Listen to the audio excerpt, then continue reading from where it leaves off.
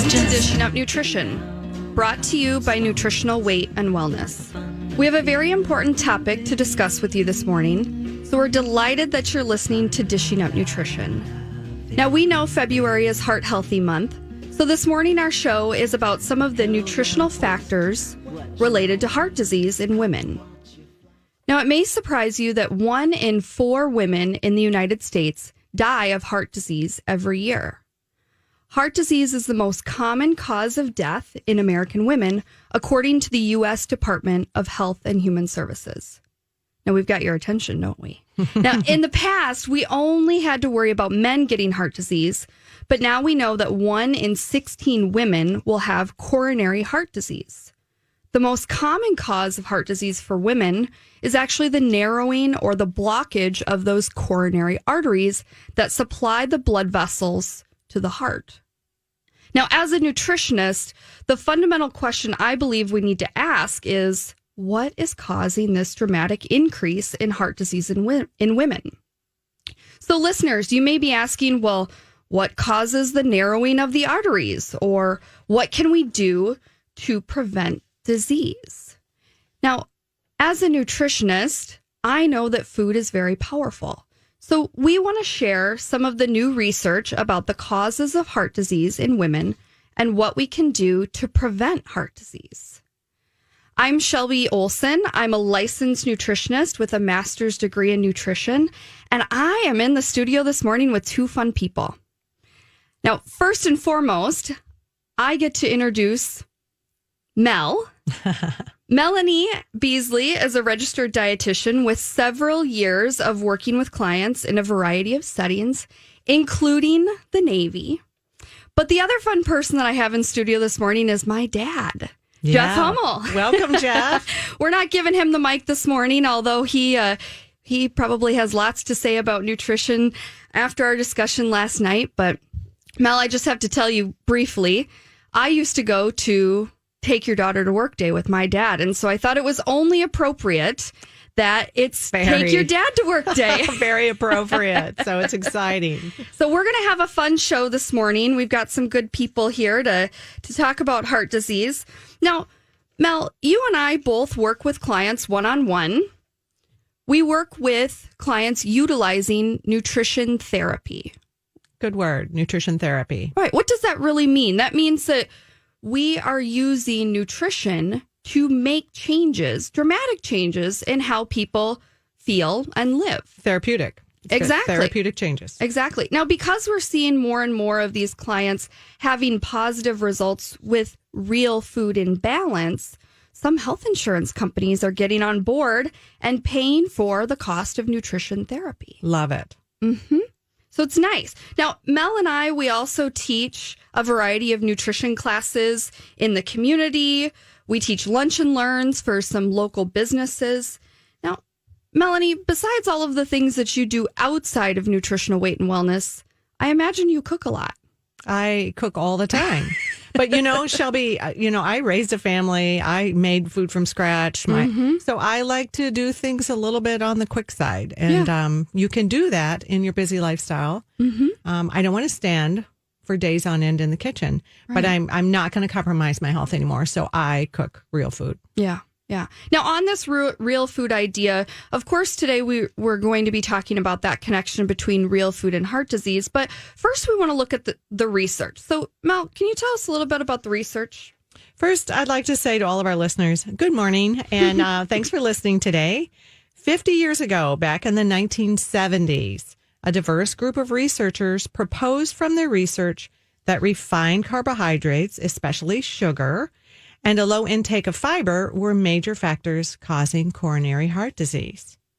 But unfortunately, as many of you know, their research was overshadowed by the belief that saturated fat was the culprit of heart disease. And we were able to stop, we were told, stop eating butter and lard and dark chicken meat and the skin of the poultry. That right there is sad. As a Southerner, I got to tell you. And of course, fatty cuts of steak, pork, because they were the cause of heart disease.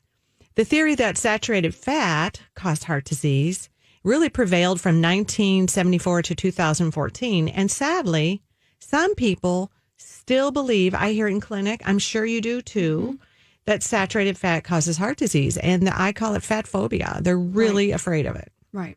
Well, that was actually the cause for much of our discussion after dinner last night. My parents were listening to a nutrition talk on their drive up to Minnesota yesterday. And being truly my father's daughter, he was asking the question, well, why? Why has saturated fat been poo-pooed so much in the past? And so we went through... That's the technical term right there, poo-pooed. Exactly. So we did. We kind of talked through these things, but we know that research since 2014 has continued to show that saturated fats, now listeners, those are things like butter, coconut oil, organic lard, organic tallow. Those play a much smaller role in heart disease. Whereas sugar, the grains, those processed cereals, and other carbohydrates are the foods that we actually need to keep our eye on in order to prevent heart disease. So, Shelby, let's talk about what exactly that means from a day-to-day perspective. Well, it means that in the past, we were told to eat a bagel with margarine, or I can't believe it's not butter. And I always say, what the heck is it then? Yeah. Right? Then we topped our toast or our bagel with some jelly or some jam, but absolutely no butter or cream cheese. I can remember this being in the Navy, and it was a bagel with jelly. Yeah. Today we're told to eat eggs cooked in butter with bacon, yum, or sausage, and a side of vegetables sauteed maybe in coconut oil or ghee, which is just clarified butter. Right. You talk about confusing, right? Yeah. So which is it? Sugar or fat that causes heart disease? Well, older research from the 1970s found that sugar was implicated, or perhaps even the cause of many, many diseases. Right. Well, because of this research in the 1970s about sugar and refined carbs, the sugar industry became alarmed. So, as they do, yes. Well, they're losing money, right? Right. So they went out and hired their own researchers to say that eating saturated fat caused heart disease. Right. Well, the knowledge of this scandal that the sugar industry actually hired researchers who were well paid to point the finger at saturated fat as being the cause of cardiovascular problems was only brought to light in 2016. Right. I think we both had that article when we did a lunch and learn one time together. I do. And actually, for you listeners who want to look at this with your own eyes, I have the New York Times article right here.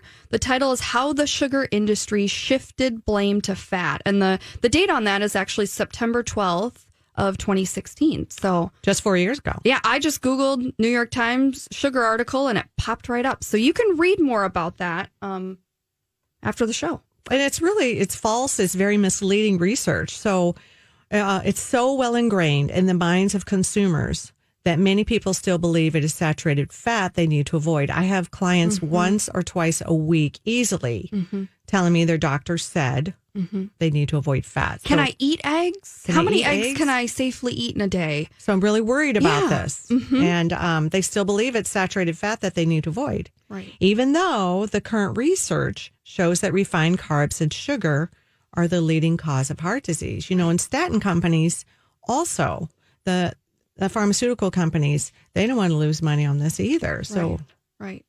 Now, when we think about that major research, we're looking at that connection between what people are eating long term and how that's influencing their health. Exactly. So another major research study published in the Journal of the American Medical Association's Internal Medicine Journal, that's a mouthful, reported that a sugar-laden diet may raise your risk of dying from heart disease, even if you are not overweight. So this information reported from the research shows that sugar and refined carbohydrates lead to heart disease, not your eggs cooked in butter with a side of vegetable oils sauteed in, coconut oil. So here's what else that research study found. People who ate 25% or more of their calories from sugar were more than twice as likely to die from heart disease than those who only ate 10% of their calories from sugar. So maybe you guys are thinking, well, how are people consuming all of that sugar? Yeah, and I think a lot of people don't think they're really eating that much sugar. And I think we should talk about that, but I think we have to take our first break. Okay. So if you're just joining us this morning, you are listening to Dishing Up Nutrition, brought to you by Nutritional Weight and Wellness. Today, we want to share with you the scientific evidence that found eating saturated fats of any kind have no effect on cardiovascular mortality. So if you're concerned about heart disease, I recommend you keep listening to our show this morning because we've got some ideas for you. We'll be right back. Welcome back to Dishing Up Nutrition.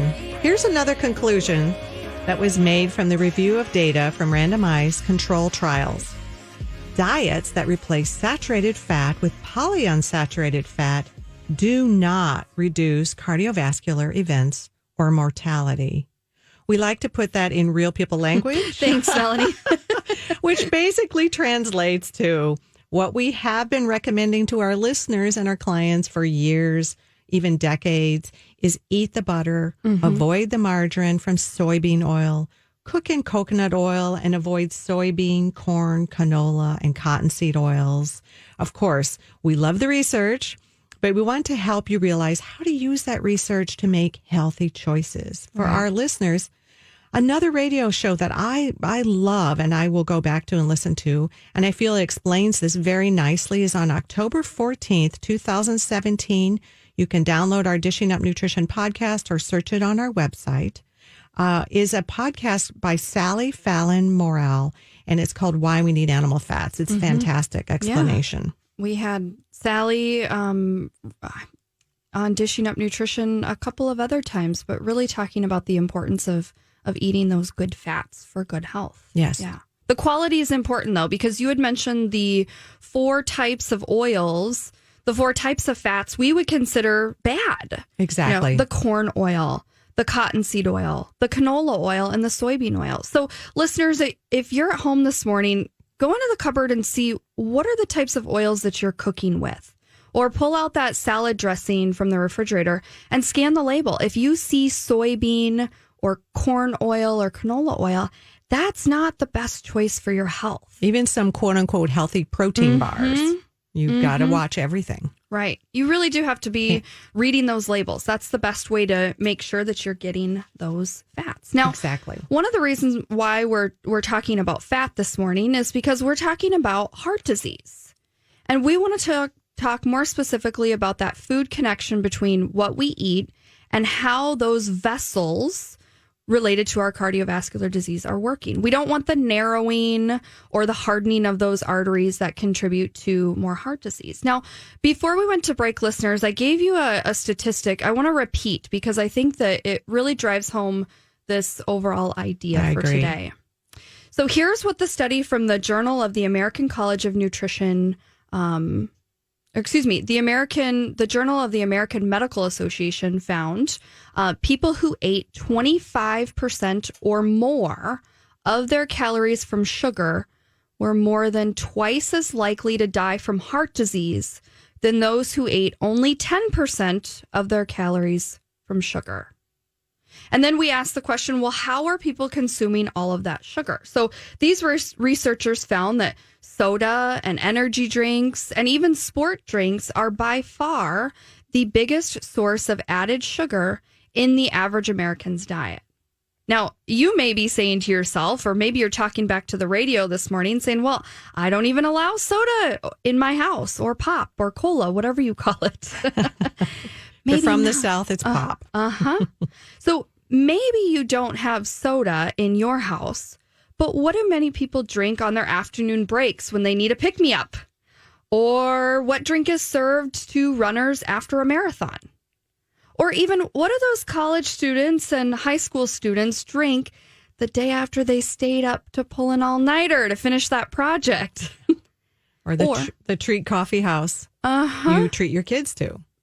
Or even those little leaguers, what are they drinking after a game?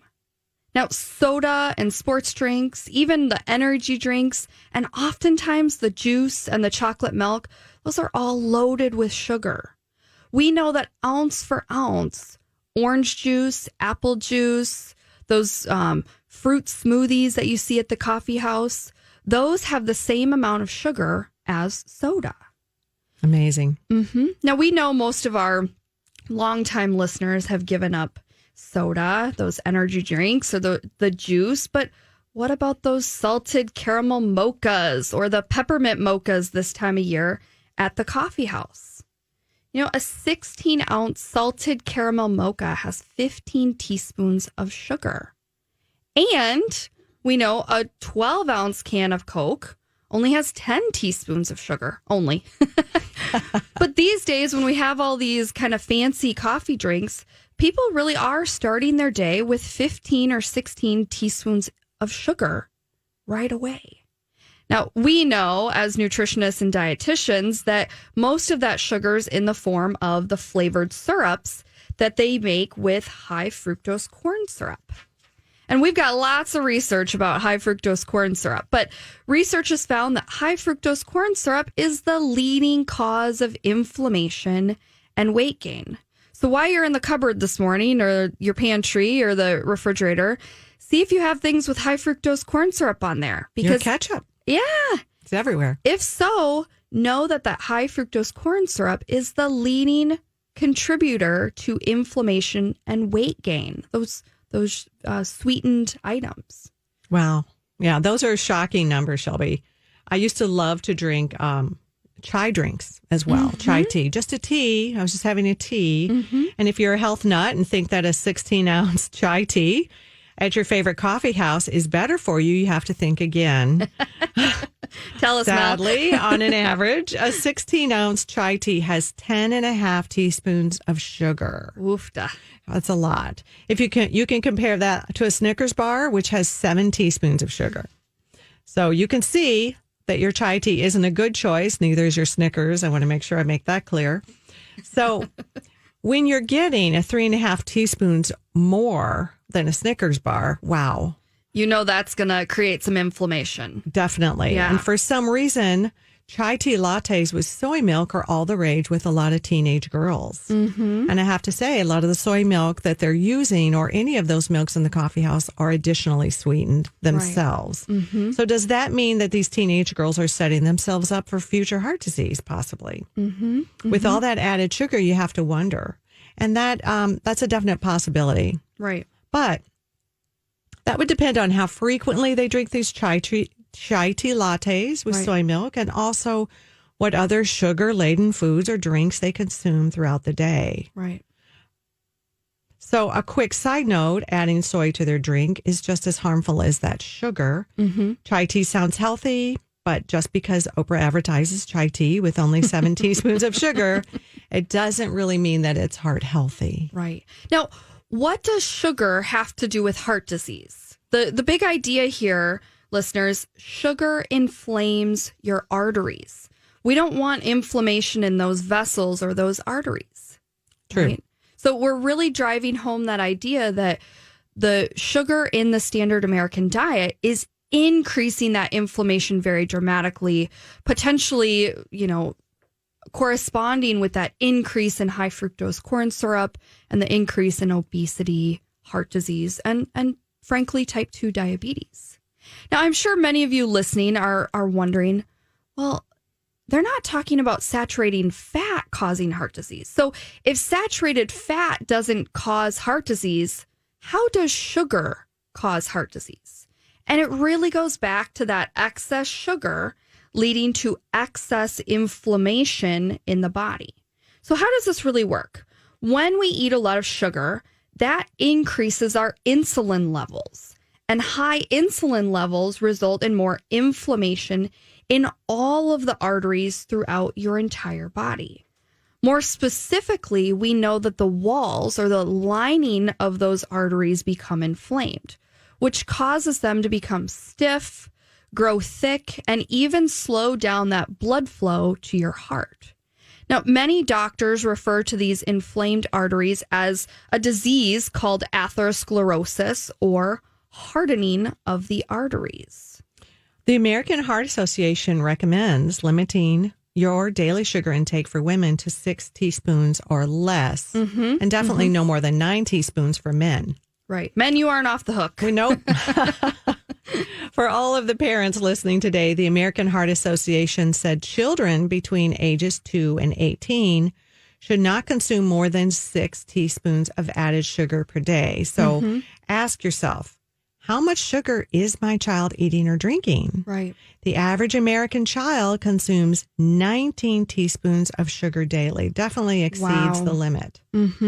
If you're sending a 6-ounce cup of flavored yogurt in your child's lunch, you're sending about 5.5 teaspoons. Wow. So starting off with high sugar at lunchtime, we haven't even talked about breakfast. Mel, I want you to talk a little bit more about that sugar when we come back from break. You're listening to Dishing Up Nutrition. Today we are discussing the role sugar and processed carbohydrates play in the cause of heart disease. Heart disease is the leading cause of death for women today, and the occurrence for heart disease for women has dramatically increased since the 1950s, when eating that low-fat, high-carbohydrate diet was first recommended. We'll be right back.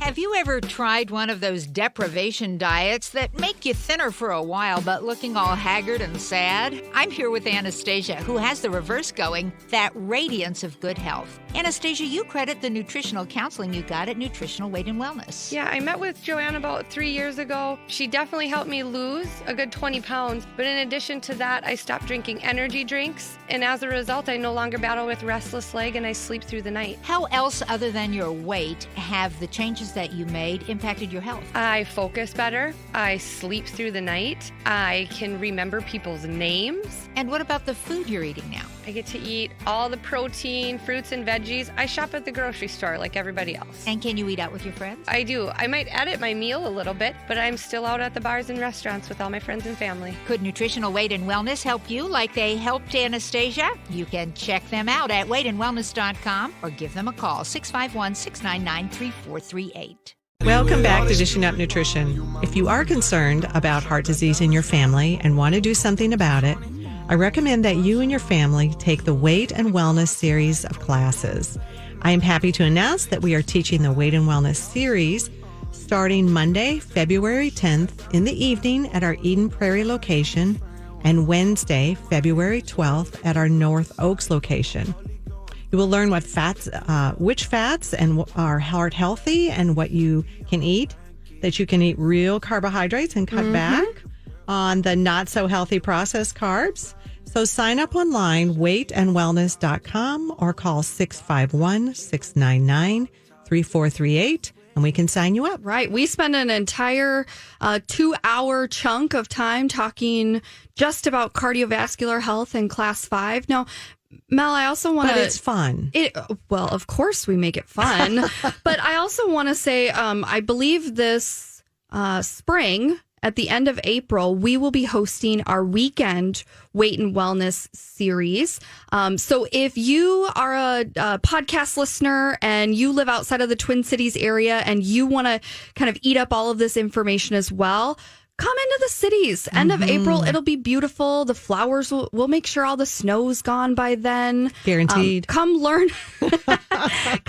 with us for a weekend and really pick up that information for you and for your family. People love it. Yeah, they do. And it fills up fast. It does. So call the office, 651-699-3438, or you can go to our website. Mel, I think you said it, weightandwellness.com. Yep. So before we went to break, you had given us kind of a shocking statistic.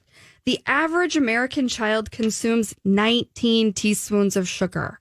Now, for those of you who have kids and are listening, I want you to go to the pantry and scoop out. I'm sending you to the pantry a lot this morning, but I want you to scoop out 19 teaspoons of sugar and think, would you actually spoon feed this sugar to your child? They might like it, but don't do it. You wouldn't like it's alarming. It is alarming. And you're thinking, when you send them off with that fruit at the bottom or fruit mixed in yogurt, you're doing them, a healthy favor. Right. And you're not. So how else does it add up in the day? Well, if you think about just that cup of pudding as the treat when they get home from school, or That just gives them another 6.5, almost 6.5 teaspoons of sugar. And those are just two items. Right. We haven't even hit on beverages, right? So you've given your child over 12 teaspoons of sugar, and that's twice as much as they should have in an entire day. And you, like many other people, thought flavored yogurt was considered a health food. Once again, the consumer's been fooled by some really good marketing. What about the whole grain breakfast bar that you give your children as he or she, they run out the door to catch a school bus? You know, a granola bar is really just a cookie, and granola is really a crumbled cookie. And most of those granola bars have little mini dark chocolate chips in there or dried fruit that really increase that sugar. Or drizzled chocolate. And each cereal bar has at least 4 teaspoons of sugar, which you may think is not very much, but that's 2 teaspoons from the daily sugar recommendation. And it's only 7 a.m. in the morning. And likely that sugar in the granola bar or the flavored yogurt or the chocolate pudding is high fructose corn syrup. And remember, listeners, we said high fructose corn syrup has been shown in the research to increase inflammation and weight gain. 2 things we do not want. We don't want that. And there's inflammatory oils many, many times in these products. So let's look at chocolate milk. I was working on a fitness center, and after every spin class, they recommended chocolate milk for the protein and the energy source. I couldn't believe it. So there are 2 types of sugar in chocolate milk that your child drinks at school. One is naturally occurring sugar in the form of lactose. Right. And the other is the 2.5 teaspoons of added sugar. 1 small carton might be okay, but 2 cartons gives your children 5 teaspoons of added sugar. On the other hand, plain full-fat white milk has no added sugar. It's a much, much better choice. Right. And again, you may be asking the question, why are we so concerned about consuming 6 teaspoons of sugar or more?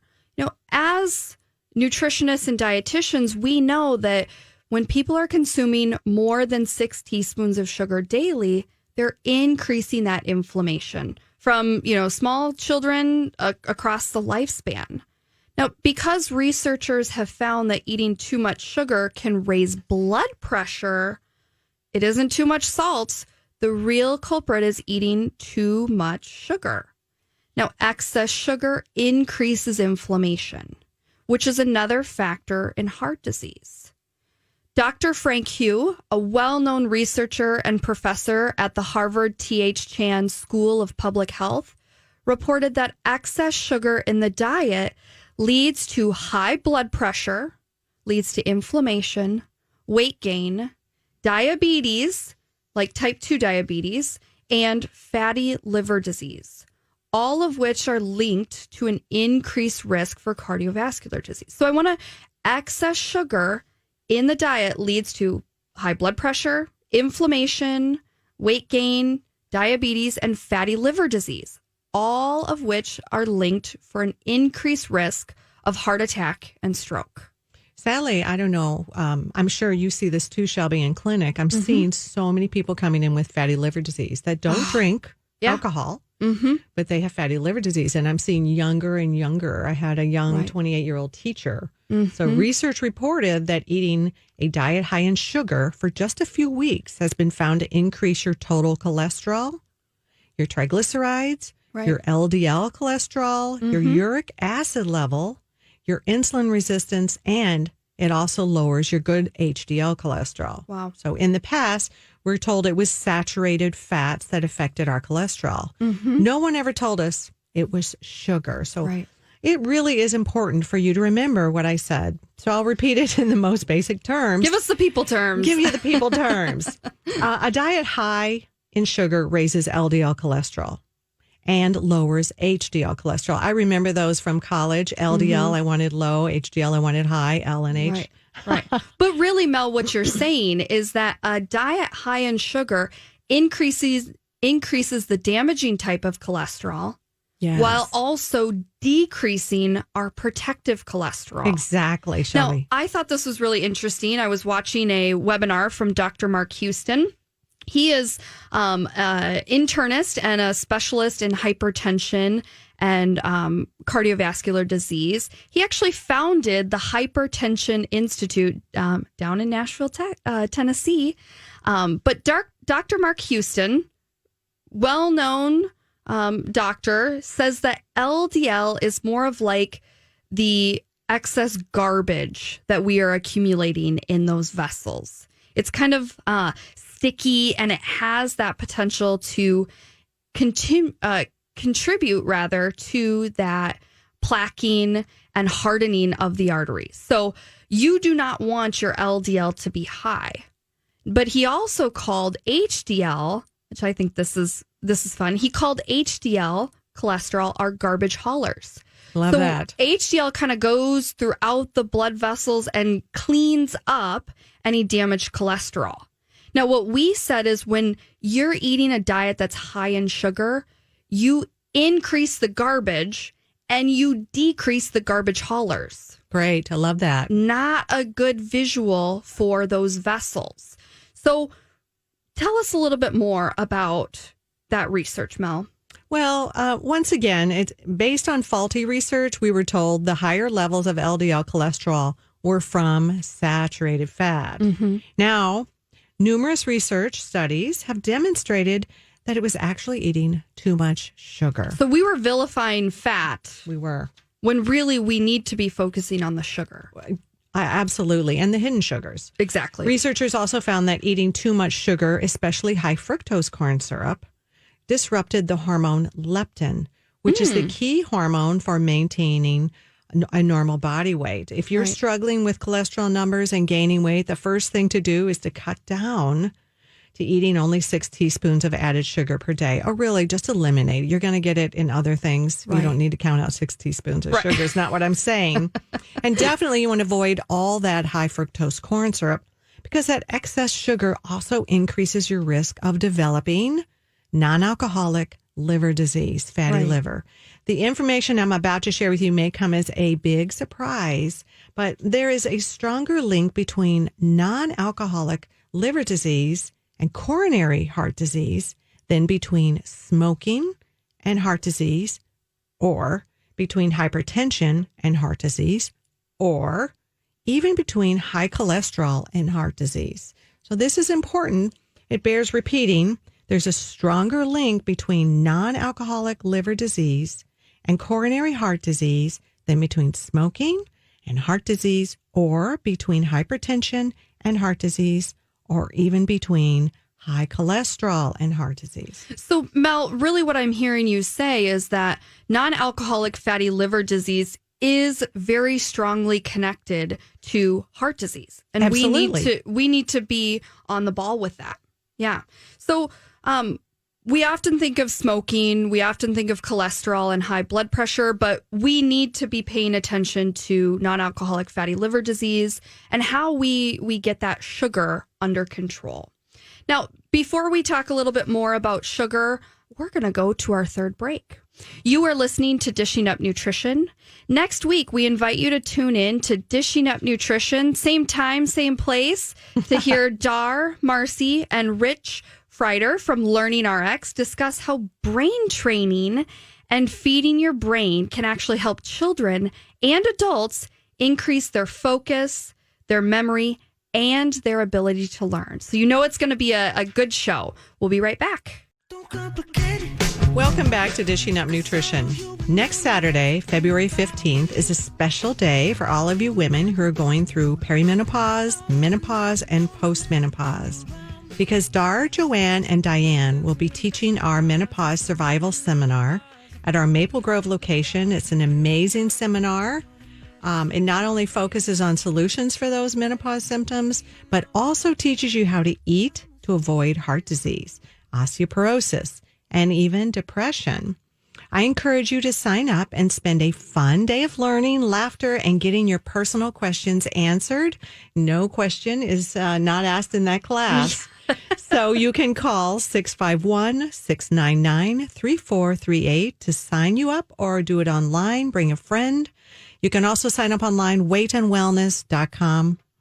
And we hope to see you there. Yeah, I took that class. I am nowhere close perimenopause or menopause, but I still walked away with lots of good information. I feel it's well worth spending your Saturday out in our Maple Grove location. And they feed you wonderful food. We won't be handing out Valentines in the form of heart-shaped candies or things like that. But I do believe they still have berries and cream with dark chocolate chips and pecans. Yum. So, still really tasty. But we should get back into our topic about heart disease in women today. And really, we have been talking specifically about how saturated fat was wrongly accused of increasing our risk of having a cardiovascular event. Now, Mel, before we went to break, you were telling us that non-alcoholic fatty liver disease has a stronger connection to heart disease than high blood pressure, high cholesterol, even smoking.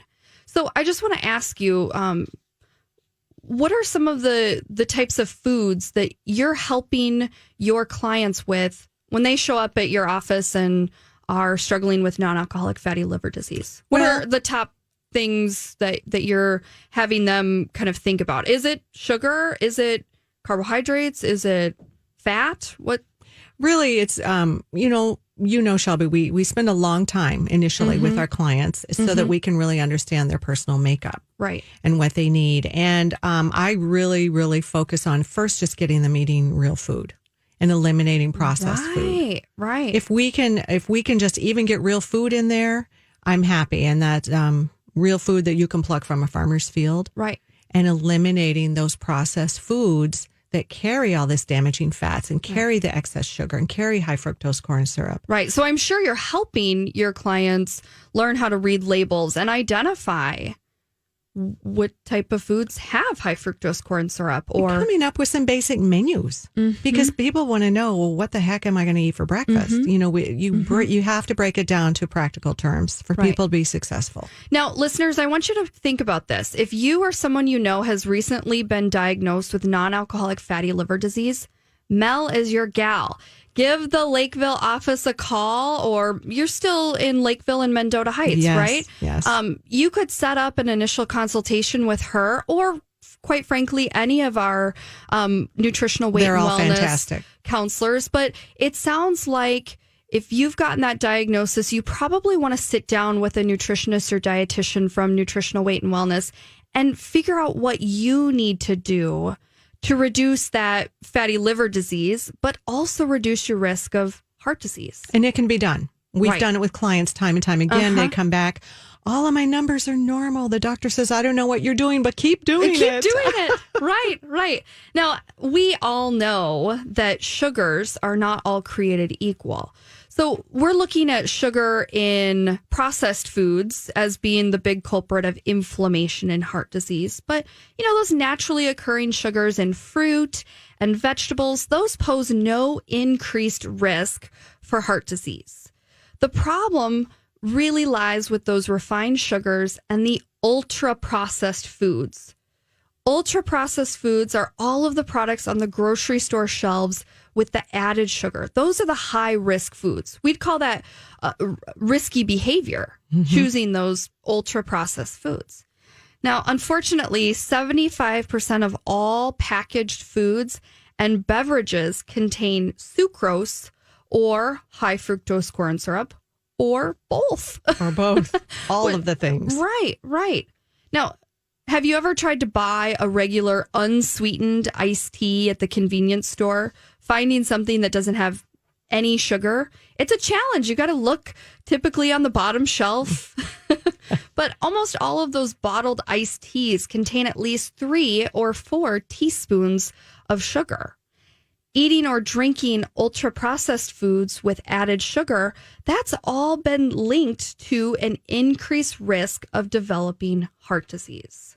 And, back to research, it has found that when people cut back on saturated fat, they increase their intake of processed foods. And these processed foods are high in sugar, which then increases their risk of heart disease. Right. So in attempt to avoid the fat, people have been eating more sugar. Oh, I can remember eating boxes of Snackwells back in the 80s. I mean, it was just terrible. And with all these processed foods that we came out that were low fat, heart disease skyrocketed in our country. And even to this day, many people still believe the false research that saturated fat is the cause of heart disease. So they are to avoid it, even though current research shows that refined carbs and sugar are the leading cause of heart disease. It's no wonder people are so confused. Right.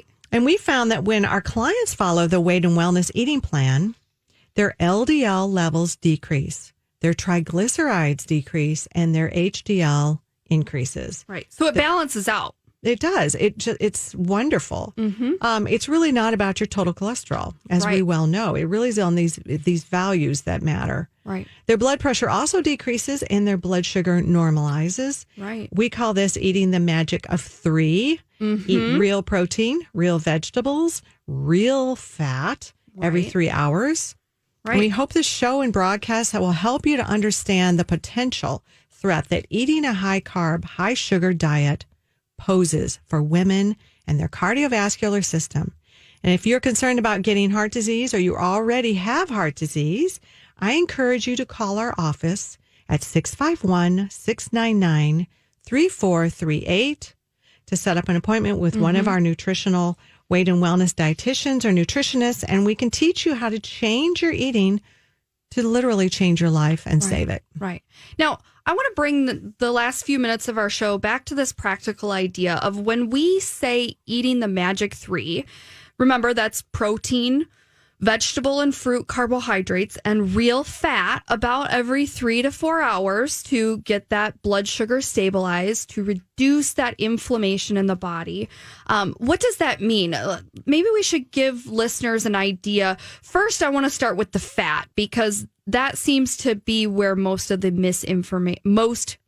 misinformation is. I mean, when you are working with clients, Mel, and you're wanting them to eat real fat, what are some options that you lay out in that meal planning process? Well, usually they're very excited when we say eat butter.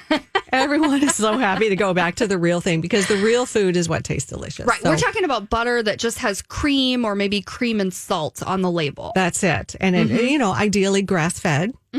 Because it's going to be higher in those omega-3s. Right. I also tell them, roast your vegetables in some good old-fashioned bacon fat. Mom, are you listening this morning? We love cooking the Brussels sprouts and the broccoli and bacon fat. Yes. And I even give a little swipe to my dog because they need those good fats too. And then with the real cream, is put in your coffee some real organic cream. Right. Get those real fats going. My HDL went when I really started incorporating much more butter. My HDL went, it was at a good place at about 59. My good cholesterol went from 59 to 99. You had more garbage haulers to keep your blood so clean. Many garbage haulers. I have no garbage within me. So, but it's delicious. And once clients recognize that when you add those healthy fats to your vegetables, they're much more delicious than the boring steamed vegetables that we ate for years trying to lower our cholesterol. So not only are you getting the good fats, but you're also getting more vegetables because when you put butter on your broccoli, you're eating more broccoli. Yeah, that's the truth of it right there, sister. So one of the other things that we talk about is, eating more vegetables. And across the board, we know that people who have a lower risk of heart disease and have less inflammation in their body are eating more vegetables. And those vegetables, in turn, bring down the inflammation. And also that fat helps us carry nutrients into our body from the vegetables. So it's a win-win. Right. So when you're working with clients with non-alcoholic fatty liver disease, or maybe they want to lose weight, or maybe they have heart disease, what are you shooting for in terms of servings of vegetables a day? Well, I'm a little stickler for this, so I like to see 5 to 9 servings. You guys remember, she worked in the Navy and she worked in prisons as well, so she is a stickler on those vegetables. I do not carry a weapon. And less bacon fat. Yes. She carries bacon fat, people. There we go. Good. Well, we've had so much fun this morning. I hope you guys have learned a few things about how you can reduce inflammation and in turn reduce that risk of heart disease. Now, our goal at Nutritional Weight and Wellness is to help each and every person experience better health through eating real food. It's a simple yet powerful message. Eating real food is life-changing. Thank you for listening and have a wonderful day. Thanks for listening to Dishing Up Nutrition. If you enjoy this podcast, please share your favorite episodes with a friend or leave a review on iTunes, Stitcher, or iHeartRadio. The content and opinions expressed are those of the hosts or presenters. They are not intended to diagnose, treat, cure, or prevent disease. Product statements have not been evaluated by the FDA.